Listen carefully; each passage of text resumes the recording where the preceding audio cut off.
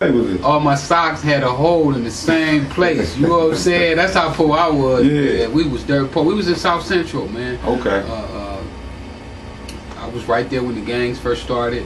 Okay. You know, I knew Big. I didn't know Took personally, but I knew of him. But I knew Big Puddin'. You know, the founder of the Bloods. I knew him personally, and then I knew a lot of Took's soldiers. You know, the guys that was right under him. You know, which was the guys that I had contact with, the guys I looked up to. So I was right there, man, in the heart of when it all started. You know, the Watts riots. I was there when they had the first riots in Watts with the Black Panther. Did you hear about it? I was too young, man, but I wanted to. You know, they police had hit my brother in the mouth with a billy club, man, and broke his tooth. So when he came home, I was hot. Yeah. You know what I'm saying? They beat up my big brother. You know? Trying to retaliate. Yeah, I'm ready to go. Vengeance. So, okay. You know, well, let me ask you, man. You know, a lot of people are familiar with the real Rick Ross. A lot of people are not. And just give them a short segment of how you became who you are. This whole drug reason. Let's say crack cocaine.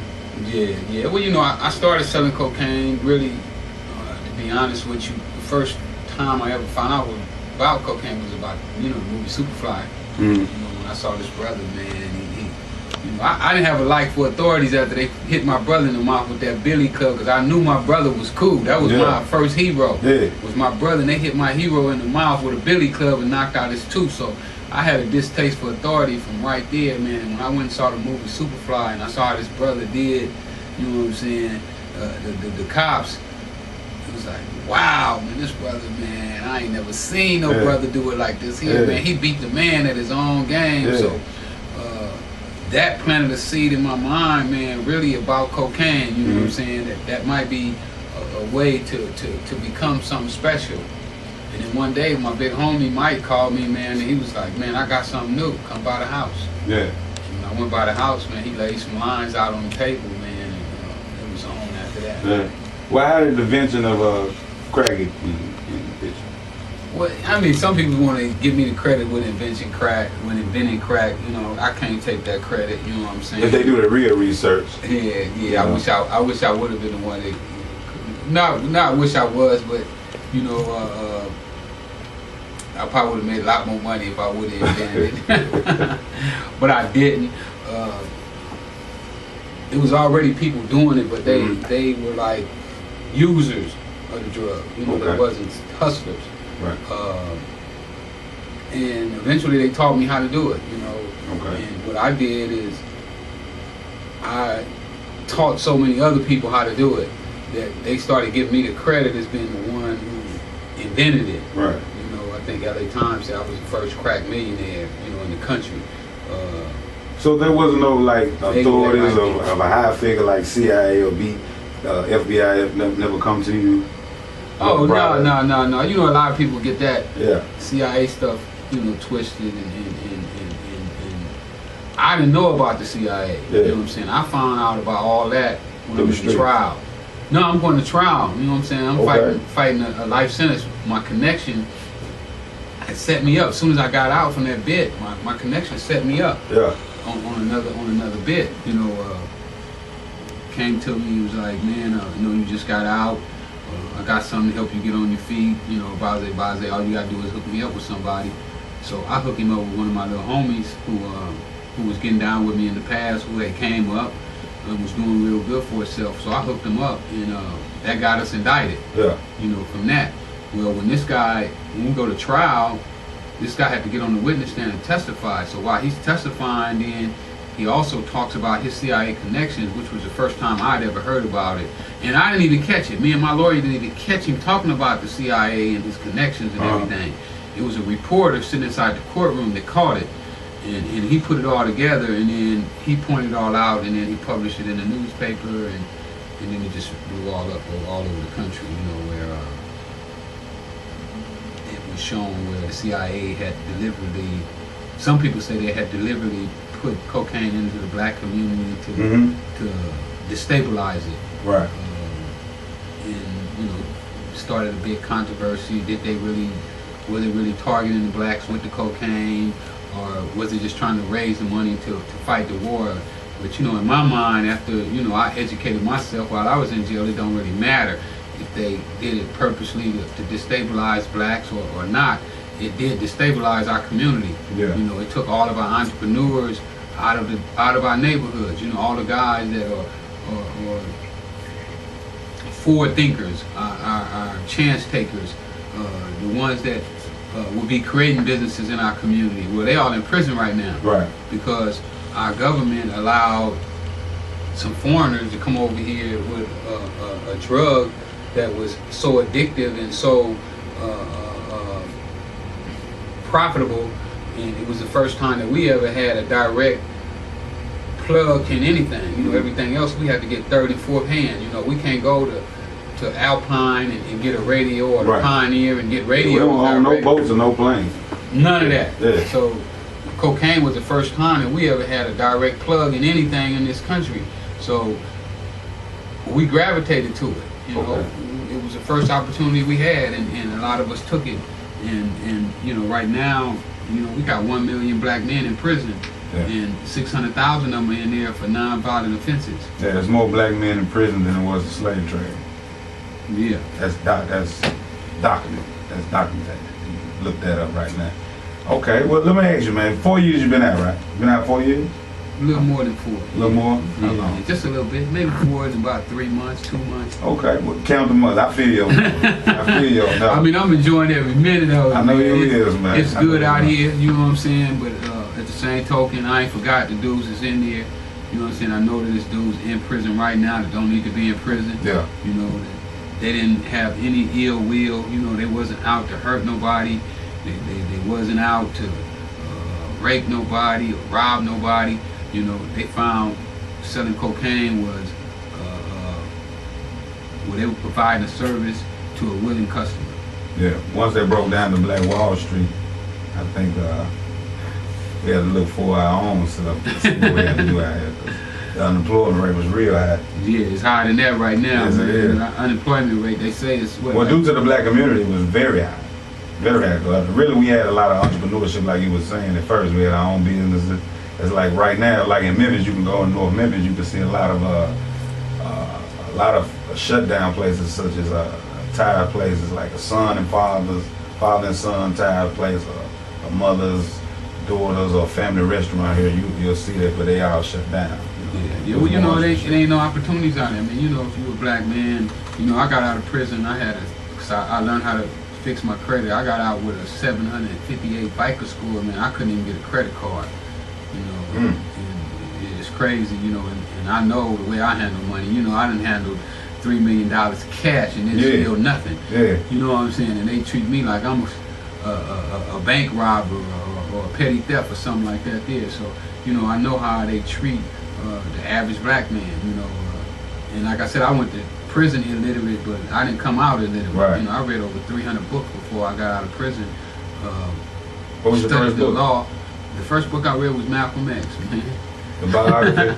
The autobiography by Alex Haley, man. And that book really helped me, you know, to show me who I was and that Malcolm wasn't no better than me. Right. You know, and that I could do the same things that Malcolm did. You know, Malcolm went to prison illiterate, no high school diploma, none of that. Yeah. A lot of people overlook the fact that you got a lot of black leadership, you know what I'm saying? A lot of brothers who come from nothing, who was also thieves, drug users, dealers, pimps, or whatever. And Disciples was too, man. Yeah, you know. Disciples was a bunch of undesirables, man. Right. Jesus picked dudes that nobody else wouldn't work with. Right. You know what I'm saying? And because if you can't change those dudes, you ain't really did nothing. If you go out and you helping somebody that's already there, you ain't help nobody. Yeah. And plus, you can't speak to no one if you ain't come from the same stuff. Because I ain't gonna listen to jack nothing you got to say. Yeah, that's real talk too. That's real talk. Well, let me ask you, man. Since you've been out, what you been working on, man? I know we got this documentary. It's been talking movies. Man, you got the music thing going on with the website. What's up, man? I got the documentary that's gonna kill, man. I've been working on this doc since I've been home. We've been filming. We've been talking to people that never talked on camera before. Okay. One of the producers even went over to Nicaragua and talked to the guy that set me up, who was a CIA operative. You know. He willingly spoke? I I don't know if it's willingly or not. You know what I'm saying? But they talk to her, so we gonna leave it at that. Okay. You know what I'm saying? Yeah. They get to see it on camera. You know what now, he said. this is the documentary from your perspective, right? Yeah. This is from the horse's mouth, not anyone else's documentary. I see how these dudes, man, they take these docs and they want to tank. They want to always tilt us in a bad light. You know what I'm saying? And it's called rating boost. So you know what? I wanted to show the real story, man. I wanted to show what young Rick Ross was thinking when he started selling drugs, and I didn't want nobody else to tell me, because people always want to tell me what I was thinking when I started. Right. You know, what I was thinking when I was 19 years old. And I'm like, you can't tell me what I was thinking. If I tell you this how what I was thinking, this is what it was. You know, one lady wanted to tell me that I knew that when I first started selling cocaine, it was going to be devastating. You know, I'd never seen a crackhead before. You know, I never seen nobody hooked on crack. So there was no way that I could tell. When I first started selling dope, I only wanted to make $5,000. You know, I never thought about making over. I didn't think about making $20,000. So no less $100 or $1 million. That never had crossed my mind. It didn't cross my mind about $1 million. So I was up to $500,000. And I said, well, you know, yeah, I might as well go ahead and make $1 million. Let me ask you, you never witnessed a crackhead? Let me see. The crackhead popped off. You was incarcerated a little more after that, just a little bit after. No, I seen crackheads. I'm saying when I first got started, I hadn't seen a crackhead. Okay. See, when I first started, the only people was smoking cocaine was pimps, doctors, lawyers. It's an expensive drug. Yeah, 1 gram of cocaine was $300. Yeah. So, you know, couldn't nobody on the street buy no cocaine. Right. My partners couldn't even buy it until I started giving it to them. When I got up to maybe 8,000 or 9,000, and I was able to start giving them a gram and say, here, man, go out and flip this gram. But before that, they couldn't buy. If you had a gram of cocaine, you could take a gram and turn it into $900. Yeah. 1 gram of cocaine was worth $900 if you had a pure gram of cocaine. So it was so expensive that people in the ghetto couldn't afford it. What I thought when I started bringing it to the ghetto was that I was bringing a piece of Hollywood to the hood. Yeah. That's what I thought when I first started doing it. I didn't think that it was going to devastate the community, that mothers was going to be selling their food stamps for it. Or even their children. And I ain't never seen nobody sell no children. I still had morals when I was out there. You know, with certain things you just wasn't going to do around me. Yeah. You know, and I stood on that. So, but a lot of stuff that I did see, you know, people pawning their cars, you know, and you know, turning tricks. I mean, a lot of stuff they did do that I did see, and I was cool with, you know, because I grew up on Figueroa. You know, I grew up on the stroll. Okay. So I did see a lot of things, but a lot of stuff that people say, I just didn't see it like that. Now this will be all in this documentary, right? Yeah, the doc gonna be deep. Man. So we talking about movies, putting this in theaters. What we doing? Yeah, right now, you know, I wrote a script with Nick Cassavetti. Okay. I spoke to Nick Cannon already about playing the role. Well, you know, really, I spoke to Will Smith about it, Jamie Foxx, Don Cheadle. Now, a lot of people was wondering, like, why you pick Nick Cannon? Due to the fact that he's more of a comic. Well, I really picked Nick for his youthfulness and his unstreetness. Okay. Because when I first started in cocaine, I wasn't street. Right. You know what I'm saying? I mean, I grew up in South Central. When I was in junior high school, I ran with the gangbangers. You know what I'm saying? With you know, like 2 of my best friends that I went to junior high school with. One is dead, was Moo Moo. He's the founder of the 107 Crips. And the other one is Leon Washington, Baby Bam from 7-4 Hoover Crip. Baby Bam got life, 27 to life in the state pen, been in the pen about 25 years. Moo been dead, you know, for about 30 years now. So those are 2 of the guys I hung out with in elementary school and in junior high school. That's the way that they went. But I started playing tennis when I was 12 or 13 years old, and that kind of like took me out of the hood. Yeah. It stopped me from hanging out with dudes who were gangbanging. You know, that's the reason I never really got to meet Took, because I stopped going around the places that they hung out. I started playing tennis every day, hanging out on the tennis court. I was going to ask you about that, because it's a little history of you. You could have just been that one in tennis, man. What's up? I was pretty good, you know what I'm saying? Pretty good, or was you awesome? I was pretty good. I mean, you know, but in tennis you need money. You know, if you don't have money. Was you another all the ass? I wanted to be another Arthur Ashe. Okay. You know, Arthur Ashe is the best that ever did it. Yes, sir. So, yes, you sir. know, to say that you're another Arthur Ashe, you know, I had aspirations of being another Arthur Ashe, or just being close to Arthur Ashe. Yeah. You know, my main things I wanted to get out together. Okay. You know, I didn't like living in houses with roaches and rats and having broken out windows and holes in floors and coming in the kitchen and there's nothing in the refrigerator. Yeah. You know what I'm saying? Having cracks in the refrigerator where there's roaches running around, you know, where they ducking the cold, but they grabbing what they can grab. All on your toothbrush. Waking up. You know, I didn't want my mom living like that. You know, I made up my mom cornflakes. By hook or crook, you know, and I was gonna get my mom out of that situation. Okay. Well, now we got the movie, we got the documentary coming. And what's the date on this? What's it today? The book. What's the date on the documentary? Well, we're shooting for February. We're shooting for Black History Month because we think that the documentary is so Black history. Okay. You know what I'm saying? We think that it's so Black history. Matter of fact, I talked to a distributor about 2 weeks ago, and he told me that he believes that if we get out Black History Month, that I'll definitely be the talk of Black History Month. Okay. Black history is all year round, though. That's just my opinion. Yeah, it should. I also know a state, and really a fact, though, because every month an invention was made by Black I don't know how they from the elevator to the AC and heater. Yeah, I don't know how they can tell all our history in 1 month. You know, we were working with the pyramids. They said we was working with metal when they built the pyramid. So, you know, we go way back, man. Well, you know, a lot of people want to give the credit to some aliens, but they never give us. Well, that was us. Yeah, that was the us. aliens they talking about. Yeah. But you know, when they trick you into believing that you're a thug and a gangster, you know, they got you. Yeah.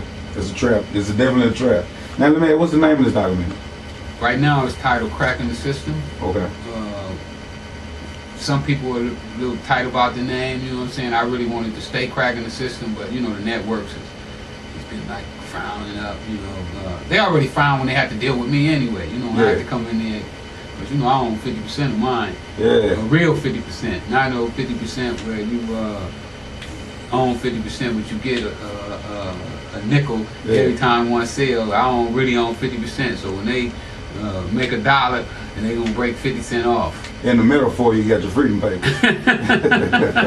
That's what's up, Rick. All right, well look, we got the book. What's the name of the book? What's up with the book? Now, we don't know right now. It's titled Ross. I got the lady who did the death of Tupac and Biggie. She wrote both of those books. She went on Oprah a couple times. I got her taking it and editing it and turning it into a more reader-friendly book. I wrote it while I was in prison. Okay. We're shooting for March for the book, right after the documentary, and then we're hoping the summertime we'll be filming. So we finna have a whole Freeway 2014, right? We finna kill the game. Right. We finna kill the game. Because you've been doing your thing now. You got the website up. You got the Freeway Rick Ross website. You see the Esquire article? You know I saw that. We was just watching. Obama on the cover. Yes, sir. And you have more pages than the president, I got more pages than the president. In their 80th anniversary, that's the biggest magazine they ever did. Yes. That Esquire ever did. And they gave Obama the cover and me the magazine. Yeah. Make sure y'all go check that out. Go look that up right now. You definitely got to go check that out. Go to Esquire.com, but you can't buy the magazine right now. What was the other one we looked at? What was that? That was LA Magazine. LA Magazine. Yeah, that was LA Magazine. Had Seth, what was it, Seth Rogen on the cover? Yeah, he just did the They gave me 2 pages in there too, but I like the Esquire article better. But you know, the LA Magazine is cool too. You know that dude, you know, he talks about in that article where he was writing my obituary. In 1998, he was at the USP Lompoc writing my obituary, and I told him, I said, man, this story ain't over, man. What you mean? I'm coming home. So, you know, he was really shocked when he was writing that article. You know, he stayed with me about 3 weeks, you know, riding around with me. And one day we were on the freeway. He was like, man, I can't believe you sitting here, man, driving on the 110 freeway. Yeah. I said, man, you better believe it. Yeah. That's what I'm talking about. So we got the book, documentary, the movie coming soon. Yeah. And now what's going on with the website, the hip hop website you got up? Oh man, that's Freeway mixtapes. That's for all the artists out there, you know. I'm also a part of that. Make sure y'all go check that out. Throw it off as check it out. Y'all, anybody artists out there, you got your music you want to hear. Eventually, what I plan on doing, man, is challenging iTunes. You know, for the downloads, you know, that pay. Because I don't believe hip hop is getting their proper representation. You know, street dudes. It's so hard to get on iTunes, and they send you through so much red tape that I'm gonna create a site where you ain't gonna have to go through all the red tape, and you got your music, you gonna put it on there, you set your price, and just put it on it. That's my goal. It sounds like you coming out as a vigilante, man. Man, I don't care nothing about it. He coming out as a vigilante. He like, man, I'm finna stop all the middleman thing. Man, I don't care nothing about these straight people, to the top. Man. These people done showed me they don't care nothing about me. I don't care nothing about them, man. Say that. You know, they throw you out there, they brain crack in the country when they telling everybody say no, and then they really saying act like you don't know, you know, and then once they get you involved, they want to lock you up in prison and give you a life sentence. Man, I just can't go along with it, man.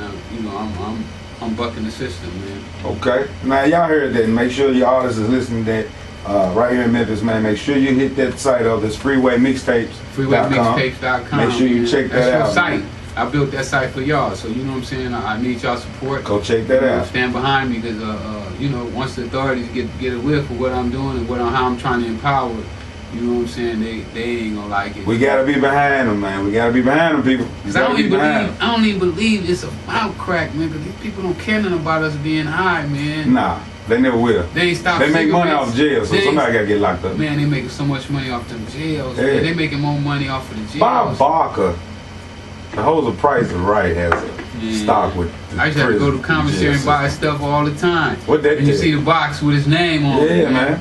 What that take? Yeah.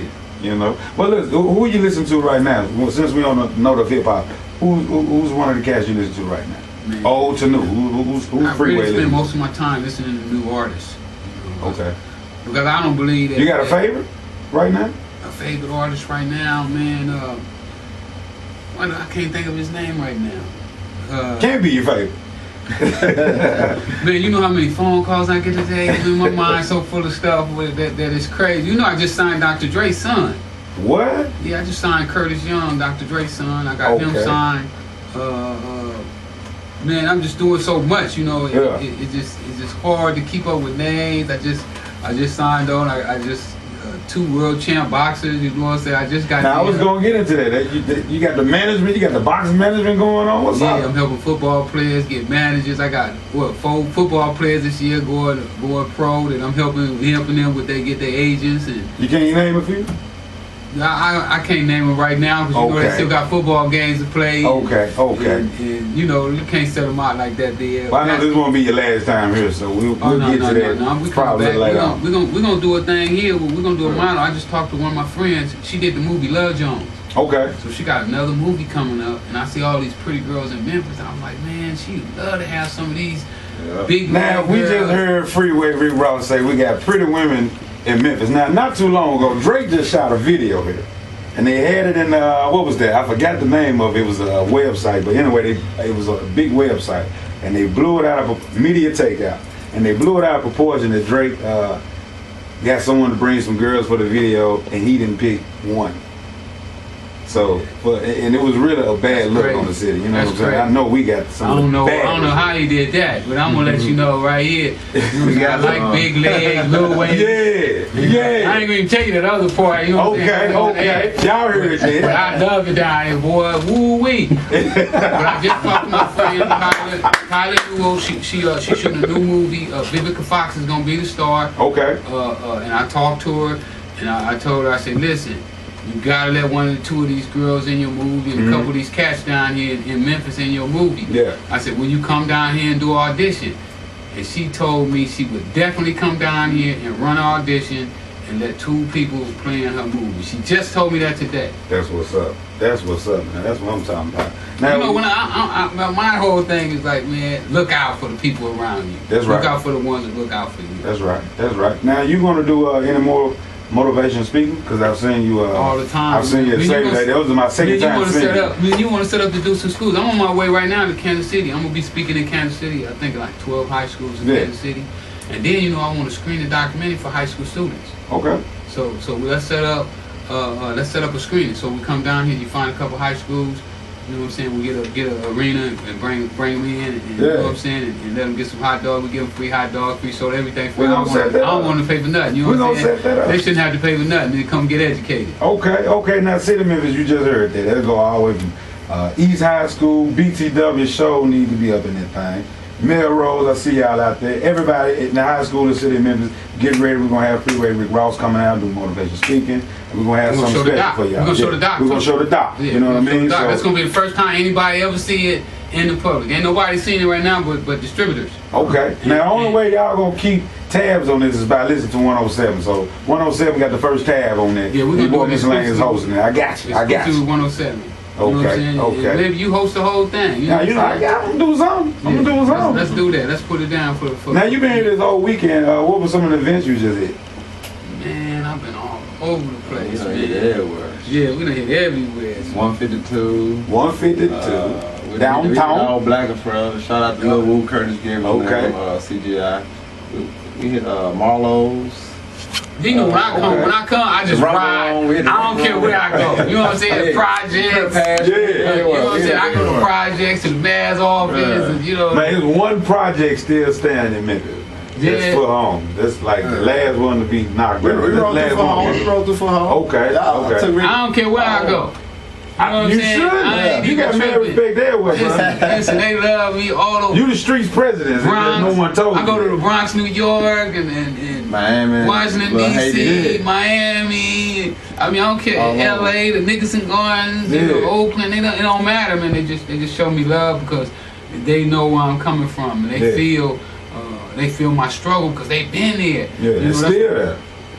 You're right. Some of them still there. You know what I'm saying? And it's my goal to help them get out of there. For sure.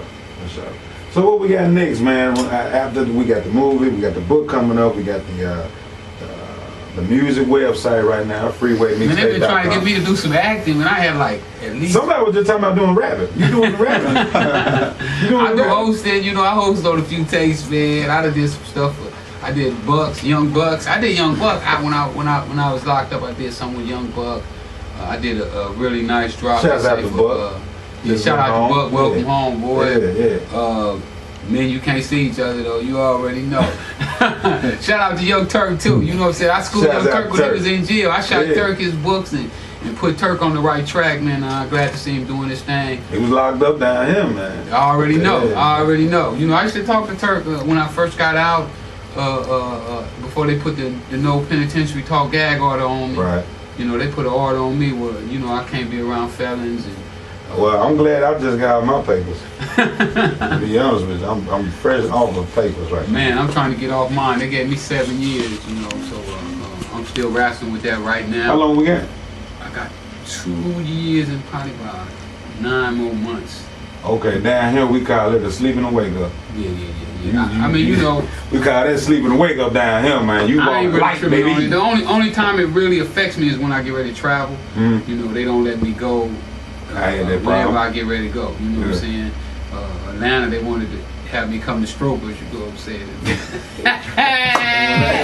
Strokers, baby. I was trying to get the Strokers, and they was like, "Oh no, you ain't going to Strokers." That's what's up, man. But you know, I mean, you know, I don't get high. You know what I'm saying? And you know, I ain't committing no crimes. I don't need to carry no gun no more. Wow. You know, I laid my gun down. And, but you got riders for you out here, brother. You know what I'm saying? Yeah, I ain't gonna let them ride, though. I ain't gonna let them ride. You know what I'm saying? I'm gonna keep them.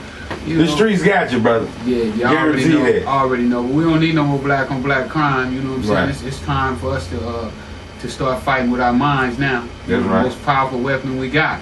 You know, a lot of times people think that they guns. They need to pick that fist up too, though.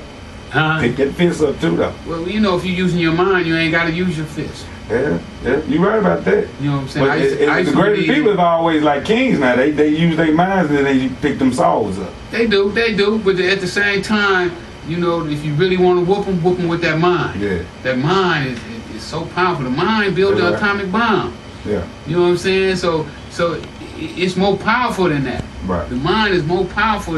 It's the creator of that. So it's the creator of the gun. So if we use it properly, you know, I learned when I was in prison that, you know, I'm worried about how am I going to take care of myself.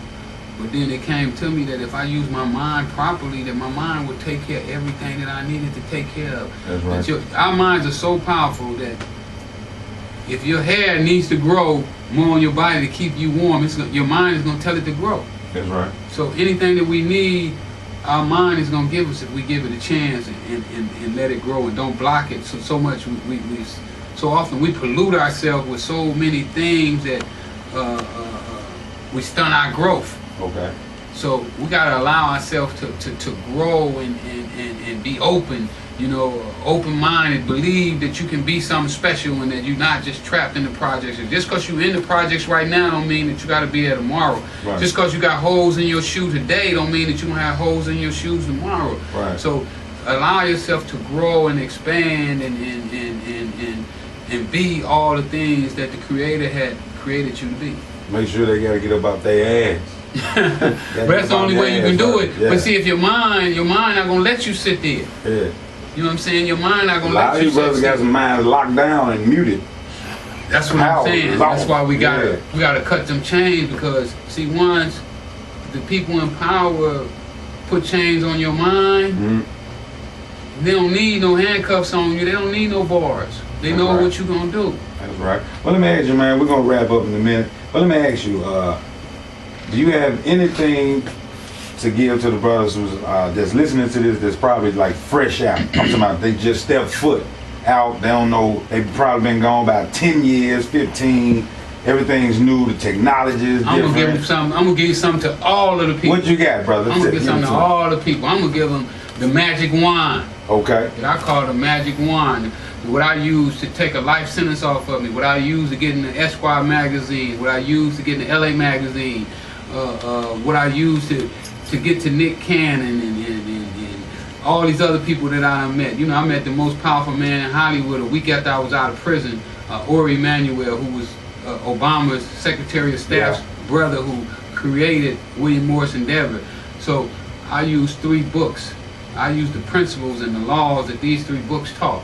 The books are named Think and Grow Rich by Napoleon Hill, As a Man Think, or As a Woman Think by James Allen, and The Richest Man in Babylon by George Classy. Okay. If they read them books and really study them, I read each one of them books at least 20 times a piece. I still read them right now today.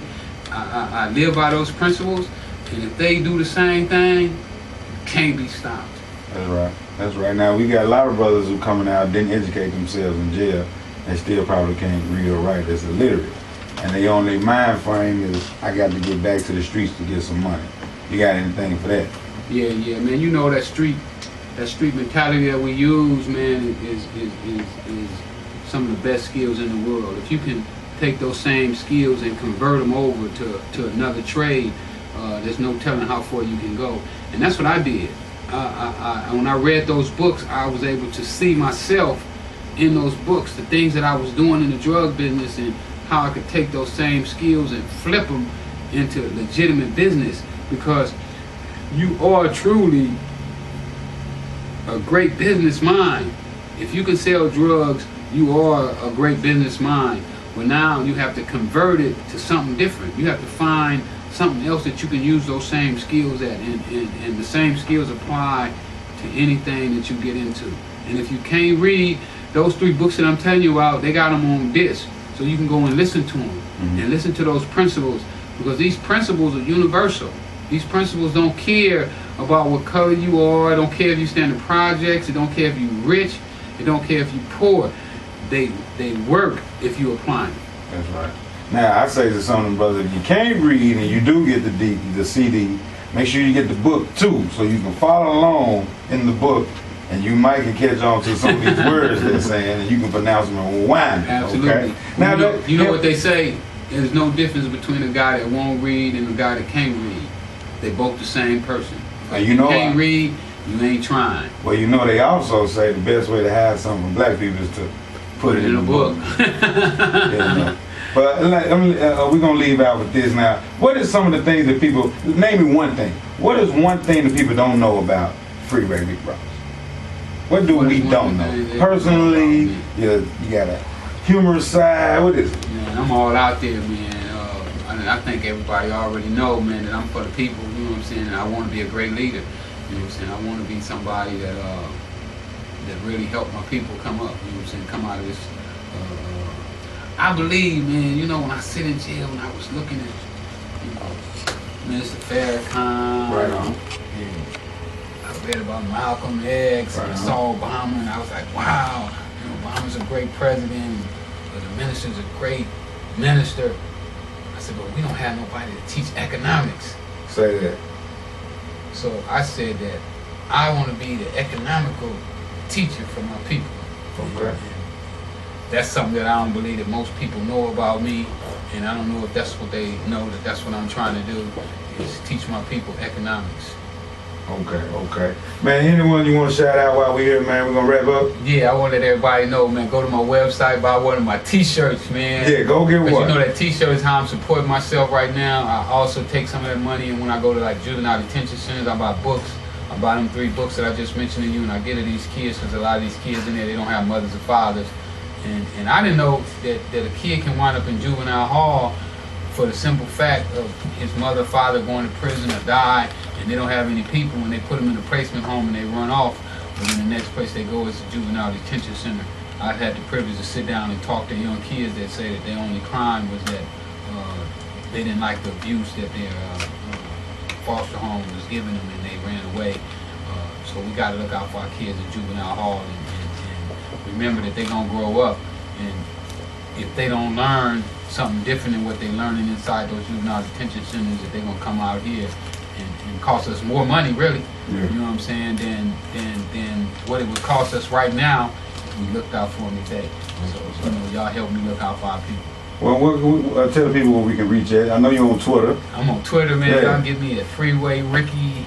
You can get me on Facebook at Freeway Ricky. You got Instagram? Instagram at Freeway Ricky. And you taking selfies?